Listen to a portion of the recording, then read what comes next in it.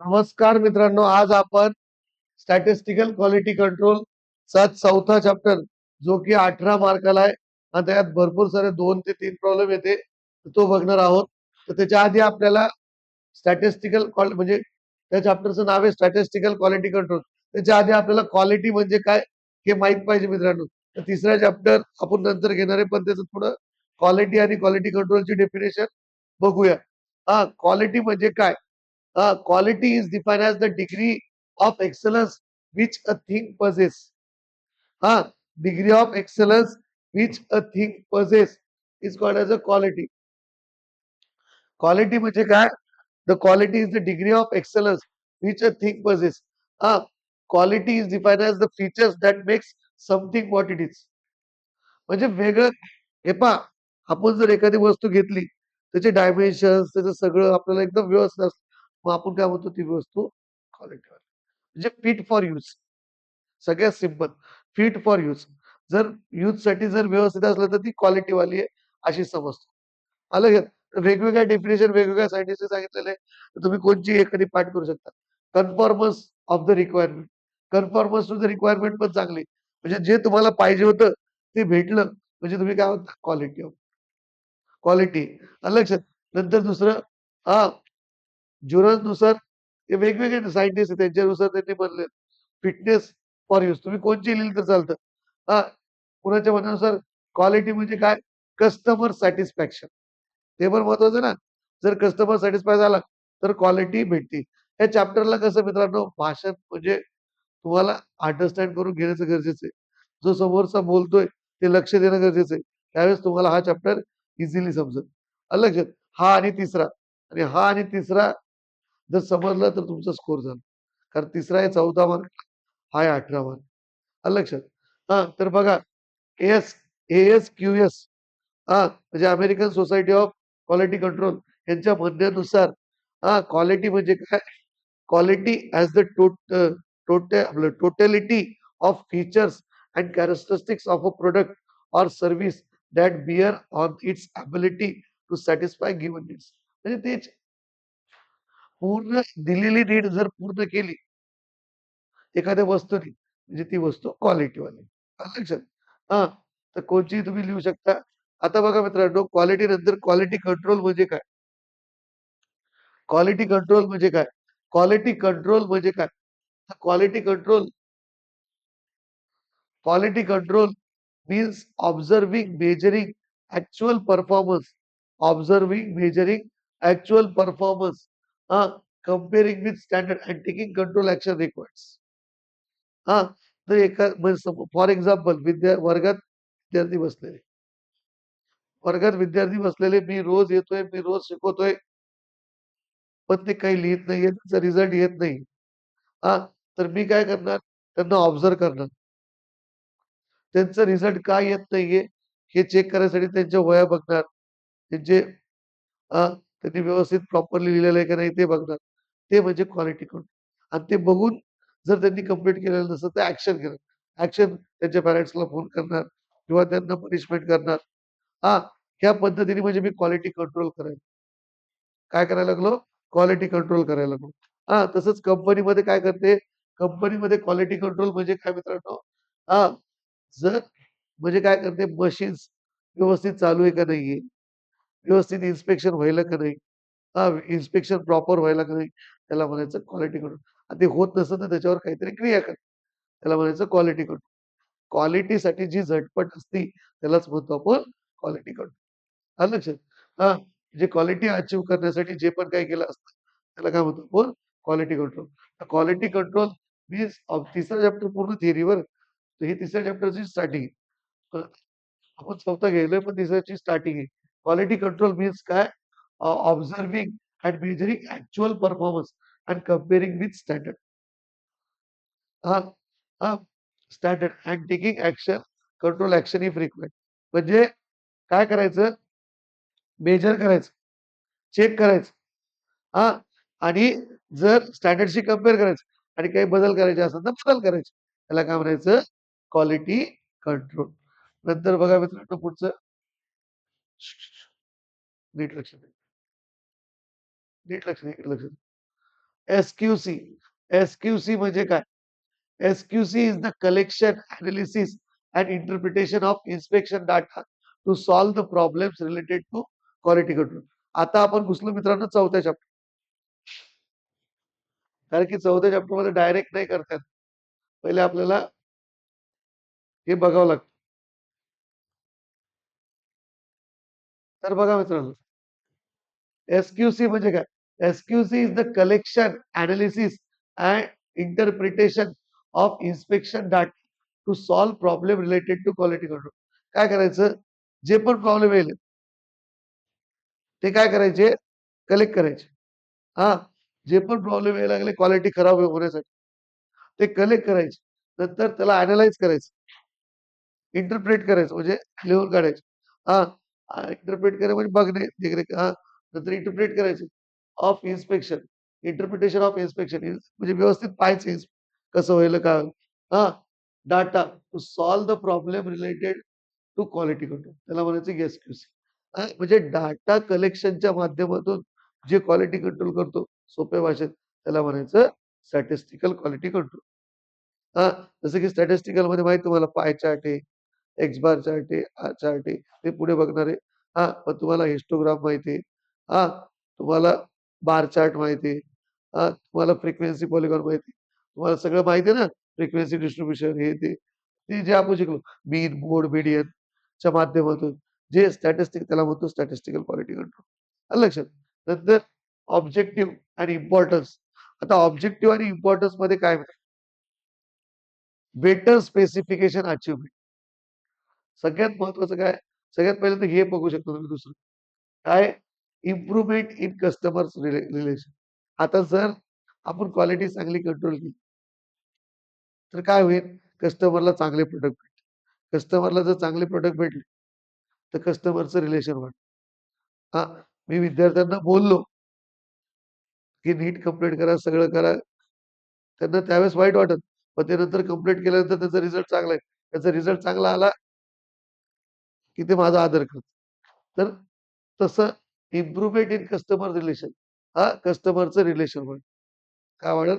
कस्टमरचं relation वाढेल. नंतर better inspection method. Inspection करण्याची चांगली पद्धत डेव्हलप. कारण की जर तुम्ही स्टॅटिस्टिकल क्वालिटी कंट्रोलनी इन्स्पेक्शन करणं चांगलं सोपं. नंतर लेस स्क्रॅप, कमी कमी खराब मटेरियल बाहेर पडतं. स्क्रॅप म्हणजे खराब. जॉब जर खराब झाला तर त्याला म्हणायचं आपण scrap. Scrap, less scrap, less scrap. एकच दिवस चालतं रिवर्क जनरेशन किंवा लेस. नंतर most efficient utilization of equipments. चांगल्या प्रकारे हाताळणी होईल मशीन्सची, इक्विपमेंटची. कारण की स्टॅटिस्टिकली सगळं व्यवस्थित केलेलं असतं. नंतर development of uniformity of quality. Uniformity नाही म्हणजे या विभागात एवढी, या विभागात तसं नाही. सगळ्या ह्याच्यात सारखंच. जर क्वालिटी कंट्रोल केलं. नंतर हा, हे झालं. ऑब्जेक्टिव्ह पण तेच आहे मित्रांनो. आपलं बेनिफिट्स आणि ऑब्जेक्टिव्ह हे एकच आहे सगळं. तेच आहे. Better quality level, better specification achievement, wastage avoid होणे, मटेरियल हे पण याच्यात लिहू शकतो. अव्हॉइड वेस्टेज ऑफ मटेरियल म्हणजे लेस काय. लक्षात सारखं सारखंच डबल वाचायची गरज नाही. हे झालं तुमचे ऑब्जेक्टिव्ह, बेनिफिट्स आणि importance of statistical quality control. आता बघू नेक्स्ट.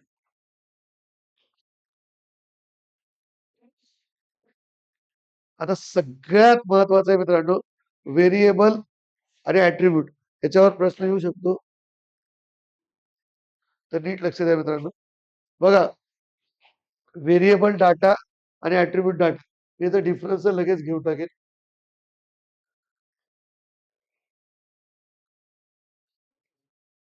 हे पहा, व्हेरिएबल डाटा म्हणजे काय आणि ऍट्रिब्यूट डाटा म्हणजे काय? When a record is made of an actually measured quality characteristics such as dimensions in micrometer, the quality is said to be variable. Variable म्हणजे हे पहा, व्हेरिएबल डाटा म्हणजे सोप्या भाषेत ऍक्च्युअल क्वालिटी कॅरेक्टरिस्टिक मेजर करतात. म्हणजे लेंथ, डायमीटर. समज हा रॉड आहे, त्याची लेंथ मेजर करायची, त्याचं डायमीटर मेजर करायचं. त्याला म्हणायचं व्हेरिएबल डाटा. व्हेरिएबल मध्ये ऍक्च्युअल क्वांटिटी मेजर करते. काय करते? इन्स्पेक्शन करतात, चेक करायचं असेल, 10 जॉब आहे, तर प्रत्येकाचं डायमीटर मेजर करून पाहिजे. हे ते व्हेरिएबल डाटा. हा, नंतर when a record is made up of an actual measured quality counts. Actual quality counts म्हणजे डायमेन्शन्स. म्युएम लिहिलं तर नाही, मायक्रॉन लिहिलं नाही तरी चालतं. म्हणजे काय? when a record is made up of an actual measured quality characteristics. हा, बस एवढं लिहिलं तर चालतं. when a record is made up of an actual measured quality characteristics. हा, such as dimension. हा, the quality is said to be variables. लक्षात. For example, a dimension of 25.219 mm. हा, हे एक एक्झाम्पल आहे. 273 डिग्री केल्विन टेम्परेचर काही लिहू शकता तुम्ही. मेजरमेंट करून जो डाटा चेक करतो त्याला म्हणायचं व्हेरिएबल डाटा. 59.5 KG weight. लक्षात. नंतर आता ऍट्रिब्यूट डाटा म्हणजे काय माहिती का? When a record shows only the number of articles falling failing to confirm to any specified requirement, it is said to be attribute data. Attribute data म्हणजे काय माहिती का मित्रांनो?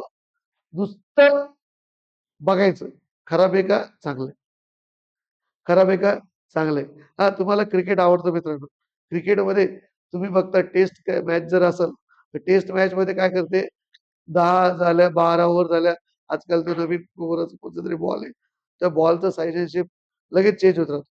तर काय करते बॉलर अंपायरला म्हणते की बॉलचा साईज आणि शेप चेंज झाला. हा, तर ते काय करतं, अंपायरकडे एक गेज असतं.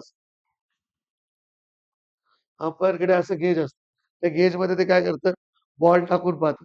एका गेजमधून बॉल गेला पाहिजे, एका गेजमधून नाही गेला. हां, तर म्हणजे मग ते ओके बुवा. तिथं मेजर करते का ते, किती एमएमचा बॉल आहे, काय आहे, काय मेजर करते डायमीटर-बिमीटर नाही. तर त्याला म्हणायचं फक्त ॲट्रिब्यूट डाटा. फॉर एक्झाम्पल, जर 20 अजून एक एक्झाम्पल सांगतो. जर 10-15 माझ्याकडे जॉब आहे. हां, 15 जॉब. त्यातलं मी फक्त पिशवीत जॉब आहे 15. 15 जॉबमधलं एक जॉब काढला. चला, ओके आहे का? ओके. चला बाजूला ठेवू. फक्त चेक करणे. हां, व्हिज्युअल इन्स्पेक्शन म्हणता येईल किंवा इन्स्पेक्शन. पण मोजायचं नाही त्यात. किंवा गेज टाकून. हे पहा, त्या 15 पैकी एक जॉब काढला, गेज टाकला. चला ओके डायमीटर. चला ओके. दुसरा ओके, ओके. किती आहे ते नाही माहीत. हां, तर समज तिसरा काढला. नाही ओके. फेकून द्या. बाजूला टाका. समजलं काय? फक्त हे खूप, खूप, खूप महत्वाचं आहे बरं का. हां, आणि थिअरी ही तुम्हाला खूप कामाला येणार आहे. तिची रेकॉर्डिंग पण तुम्हाला खूप कामं येईल मित्रांनो. हां, when the record shows only the number of articles failing to confirm any specified requirement. हां, failing to confirm any specific requirement म्हणजे काय? हे नाही लिहिलं तर चालेल त्याच्यात, की त्याचं जेवढं काम करायचं होतं, ते करायला ते समर्थ नाही. म्हणजे डिफेक्टिव्ह पार्ट्स. म्हणजे काय? Defective parts. हां, it is said to be attribute data. म्हणजे फक्त डिफेक्टिव्ह पार्ट्स दाखवतात. तुम्ही एवढ्याच्या जागी फक्त डिफेक्टिव्ह पार्ट लिहिलं तरी चालतं. असं लिहिलं तरी चालतं. When a record shows only the number of defective uh, articles, it is said to be attribute data. आलं लक्षात? नुसती डिफेक्टिव्ह पार्ट्स दाखवतात. त्याच्यात मोजून नाही दाखवत. जसं की एक्झाम्पल, केसिंग हॅव्हिंग डिफेक्ट्स. हां, तुम्ही कशाच तरी केसिंग काय आणल्या. हां, तर त्याच्यात 2 डिफेक्ट आहे, 5 डिफेक्ट आहे, 4 डिफेक्ट आहे, 10 डिफेक्ट आहे. हां, नंतर क्रॅक्स इन शीट्स. शीटमध्ये किती क्रॅक, किती समज शीट आहे एखादी, त्या शीटमध्ये 2, 3, 4 क्रॅक, किती एमएमचे क्रॅक आहे, काय ते बघतो का नाही? ते मी ॲट्रिब्यूट.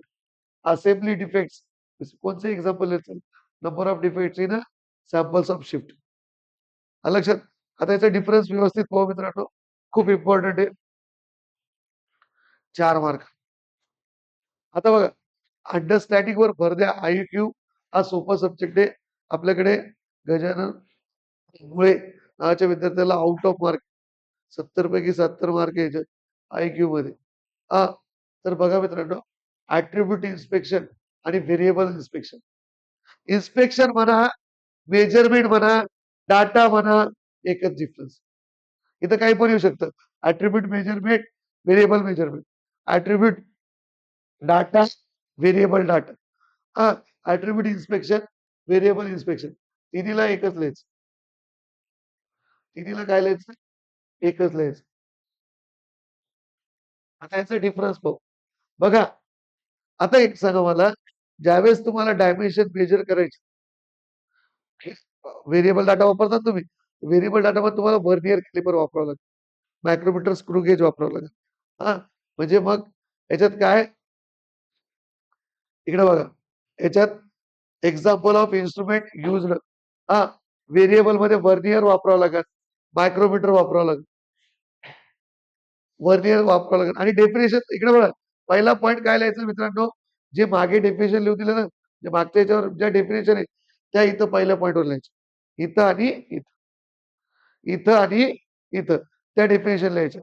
हां, त्या डेफिनेशन लिहायच्या.